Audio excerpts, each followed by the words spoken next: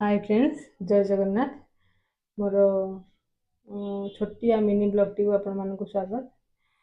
मोर सबुदिन चेष्टा सबुदिन भली आज भी मु एक नुआ रूप गोटे मुर्ज चिताटी पकड़ चेष्टा करुँची।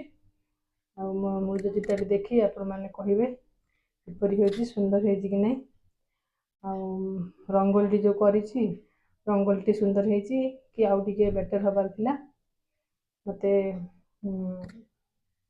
मते कमेंट जणेबे। मु गोटे कथा कहना चाहूँगी जे कथार अच्छी ना ये मन भावे जहाँ काले प्राप्त हुए ताहा। तो मुझे आज चिता पकेला बेले भावुली जे आर पाली तो एकादशी थिला मंदिर जाई पारिनी, एपाली तो एते काम अच्छी मंदिर बोधे जाई परिबिनी। ये भाभी भाभी चिता पकाउली सतु सतु डेरी हो गला। तो कौन करी मोर डेली मु जो पूजा करे घरे मोर तुलसी चौरा मूले गोटे छोट बेल गछटे अच्छी पाखे मुझे गोटे छोट माटीर लिंग करुँची। डेली मु जल अभिषेक फूल चंदन भोग करे।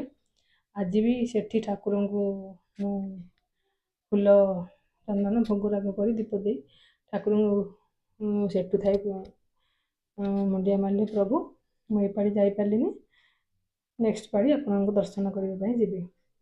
तो ए शिखिल जमा नेगेटिव किसी भाविया कथा नुह, जहाँ भाव पॉजिटिव भाविल। मुझे जदि शायद भावी था नुह कि आज जल्दी जल्दी कम सारी जल्दी जल्दी पलि मंदिर जब भावी था मुझे जाती। तो मन में खराब भावना आसला। तो मत आपण मैंने कह मो भावना जो मोर डेरी है ना मो कम जो मोर डेरी है। तो मत कमेंट जणेबे एवं मो मुरुजटी देखी कहे किपरि होइछि सुंदर है ना भी कहे। तो सबुदिन चेष्टा करुँची भल हो सुंदर हो बोली।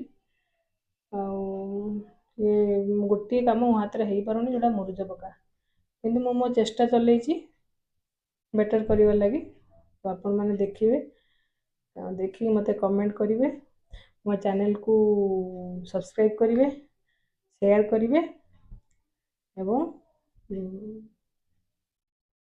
मो चैनल देखी कहे कि भल हो कि ना। हाँ आमर ये आगू वीडियो देखिए मो छोट ठाकुर को मोर जो मूर्तिकार जो लिंगटी करी वीडियो देखिए आपण मुझे दीप देसी भोग भी बाढ़ी छोट लिंगटे अच्छा मोर सब पूजा करी आपण मैंने मत